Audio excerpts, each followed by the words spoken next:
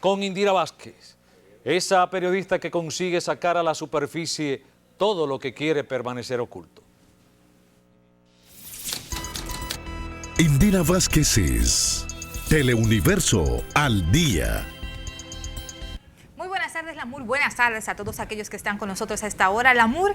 Y vamos hasta aquí, hasta Santiago, que nueva vez se coloca en el ojo de una polémica. Exactamente, y es que desde aquí se supone que operaba una de las mayores redes de Iberoamérica de ciberdelito que componían en 3 áreas diferentes. Vamos a ver cuáles eran las áreas, quién era el cabecilla, cómo se supone que funcionaban y cuánto dinero más o menos manejó la estructura. Una nueva operación contra el delito transnacional está en marcha. Más de 80 personas apresadas, decenas de ciudadanos norteamericanos estafados y millones de pesos envueltos en la que se presume es una de las principales redes vinculadas a delito cibernético transnacional. Está en marcha la Operación Discovery. Este miércoles se desarrollaron decenas de allanamientos en Santiago, Santo Domingo, La Vega y Puerto Plata, en los cuales se incautaron más de $400,000, más de 19.2 millones de pesos en efectivos, 30 vehículos de alta gama y 300 equipos electrónicos, incluyendo teléfonos móviles y computadoras. Se trata de una operación que todavía está en curso. A esta hora de la mañana todavía no podemos establecer exactamente cuántas personas van a ser llevadas a medida de coerción, pero sí el Ministerio Público está trabajando con el procesamiento del mismo y de los allanamientos que todavía se están realizando. Creo que es una operación que está en curso, todavía seguimos allanando, seguimos trabajando, seguimos allanando, seguimos trabajando, seguimos levantando evidencia. Se presume que el principal cabecilla de la red es Sucre Rafael Rodríguez Ortiz, alias Darimán y Odaria. En los allanamientos también fueron apresados Máximo Miguel Mena Peña, Emmanuel Castro Osuna Billete, Mayovanex, Braulio Rafael Rodríguez Fernández, Ángel Rafael Peralta Guzmán, Genaro Antonio Hernández Capa, Pablo Miguel Balbuena, conocido como Miguel Ortiz y Ola Válvula, y David Antonio Guzmán Javier. La red operaba de distintas maneras. Una de ellas es que se presume hackearon bases de datos internacionales y obtuvieron de ellos datos de la Seguridad Social norteamericana, y con estos datos solicitaron las ayudas de desempleo que dio el gobierno norteamericano a sus ciudadanos. De acuerdo a nuestras fuentes, se constituyeron compañías incluso que manejaron más de $600,000 en República Dominicana.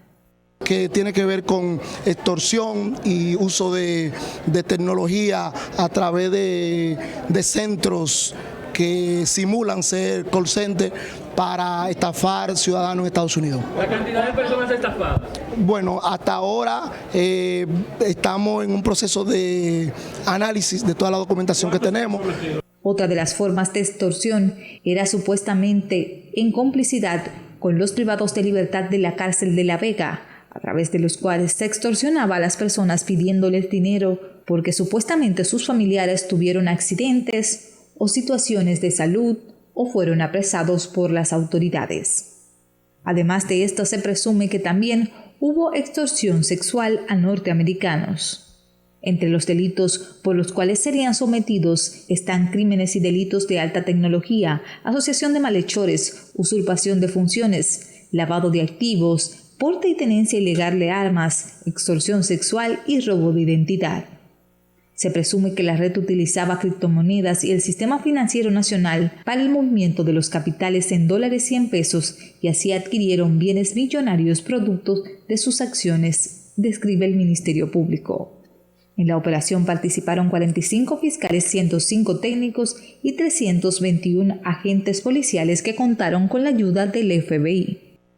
Y las agencias internacionales adscritas a la Embajada de los Estados Unidos, específicamente el FBI y HCI, que por más de 2 años han estado colaborando con nosotros y nosotros con ellos para desmantelar esta poderosa red, que quizá se trata de una operación única en Iberoamérica. Bueno, la pregunta que yo quiero formular es la siguiente. Me gustaría que en lo adelante quizás pueda hacer una investigación. ¿Qué está sucediendo con Santiago? se está convirtiendo en el paraíso justamente para todas estas redes criminales internacionales incluso. ¿Qué está sucediendo aquí? ¿Qué está pasando en Santiago de los Caballeros específicamente? En el caso de esta operación Discovery, pues no solamente está en Santiago. No, está en La Vega, está en Santo Domingo, está en Puerto Exactamente. Plata, se supone que operaba, pero el principal cabecilla se supone que era de Santiago. Ajá. Entonces, aquí en los diferentes barrios se supone que operaban. De hecho, tenemos lugares identificados como El Ejido, que es uno de los puntos donde había mayor nivel de centros, de call centers o de centros de llamadas, al igual que el Ensanche Libertad, que son uno de los puntos que, de acuerdo a la investigación, se registraron mayores centros de llamada y, por lo tanto, centros donde se cometieron esas estafas. Cabe destacar, Lamur, que tal como decíamos, hay 3 áreas diferentes donde más o menos trabajaban. La primera tiene que ver con un hackeo o un presunto hackeo a los sistemas estadounidenses, de donde se obtuvieron los datos del sistema de seguridad social de personas norteamericanas. Desde allí, entonces, se pedía la ayuda que daba el gobierno para los desempleados. Entonces, aquí se constituyeron empresas para manejar esa cantidad de dinero. Se habla de más de 10 empresas que manejaron más de $600,000 solamente por esta vía. Pero había otra vía de operación, que era una que iba en combinación con personas que están privados de libertad. Se presume en primera instancia que se trata de los privados de libertad de la cárcel de La Vega, de la cárcel de la Fortaleza de La Vega, y con ellos entonces se establecía esta red que permitía, tenía todo un guión de acuerdo a las autoridades montado en torno a qué le iban a preguntar. Llamaban a una persona, por ejemplo, que un familiar se accidentó, luego lo llamaba a otro que era el abogado que le iba a asistir, o le decían que su familiar estaba preso, lo llamaba supuestamente el abogado que le iba a asistir, y hacían toda una historia hasta que la persona entonces desembolsaba el dinero. Y había una tercera parte que hablaba de un entramado sexual, donde alguien se ponía en contacto con usted, establecía ese tipo de vínculo, primero por redes sociales, después terminaba en un proceso más íntimo, y luego entonces te amenazaban con que si tú no pagabas dinero, entonces esas informaciones iban a ser públicas. Cabe destacar, Lamur, que la parte del sistema de los seguros sociales norteamericanos es un delito federal, y es precisamente por la razón por la que posiblemente podrían estar aquí los agentes del FBI buscando a estas personas. Se presume también que por lo menos 5 personas podrían ser extraditadas a Estados Unidos por este caso. Esto también sentaría un precedente porque, al igual que en la Operación Falcón, entonces tendríamos varias personas de estas vinculadas a esta presunta red que también serían enviadas a los Estados Unidos. Y otro dato que debemos de dar es que también muchas de estas personas, Lamur, fueron detectadas, además de que se les daba un seguimiento desde Estados Unidos, fueron detectadas por los manejos exorbitantes de dinero que hacían en redes sociales, porque el punto no era solamente adquirir el dinero y no dar un golpe, o dar muy pocos golpes, aparentemente de acuerdo a lo que decían los vecinos del entorno, sino que también eso lo promocionaban en las redes sociales, y ellos hacían videos,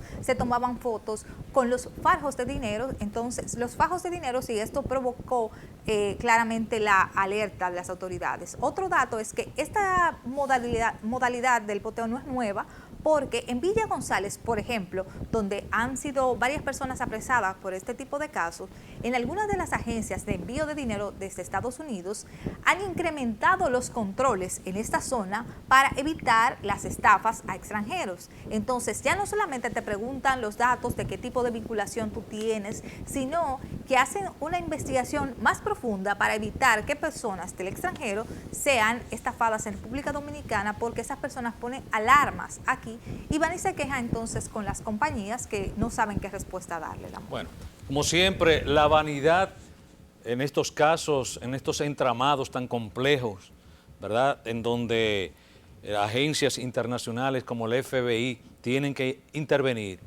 la vanidad, digo yo, fue lo que permitió quizás que esto se descubriera, que esto aflorara, porque son personas que no saben manejarse en ese sentido. Entonces, todo ese dinero lo exhibían de una manera descarada, y ese fue justamente quizás la vía directa para llegar a todo este entramado criminal. Gracias, Indira. Sí. Déjeme decirle algo más, que hay muchas personas involucradas, hay mucha gente involucradas. De hecho, hay personas hasta menores de edad que tienen bienes, que tienen propiedades que no pueden explicar. Entonces, esto también es un llamado de atención a las familias. No necesariamente todo el que está todo el tiempo en una computadora está trabajando en internet, esa persona tiene esos movimientos abundantes de dinero.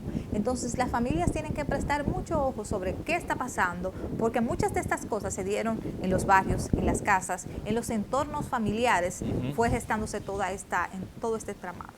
Gracias, Indira.